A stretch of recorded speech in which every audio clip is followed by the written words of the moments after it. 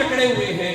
जब हम अपने इलाके की बहुत सारे मसाइल और इंसान के होते हैं, जब किसी शख्सियत का नाम बला किसी तफरीक पे आ जाए तो समझे कि उस शख्स ने बहुत मेहनत की है। और आज हाजी जफर इस हवाले से खराज तहसीन के लायक है।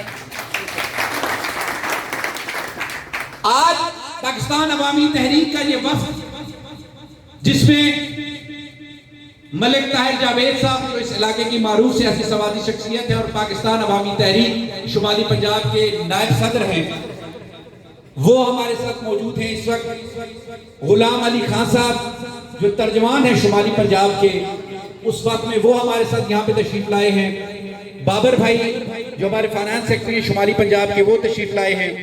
नैयर मेराज भाई हैं यहाँ पे जो हमारे रावलपिंडी डिवीजन, क्योंकि मेरे पास दो जिम्मेदारियां हैं, एक रावलपिंडी डिवीजन का सदर हूं मैं, दूसरा अभी काम में जिले की भी सदारत मेरे पास है।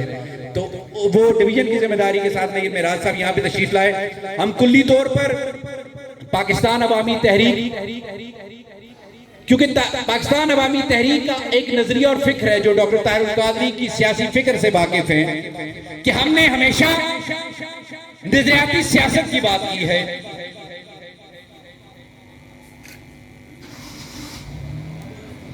हमने हमेशा तबकाती सियासत से हटकर सियासत की बात की है।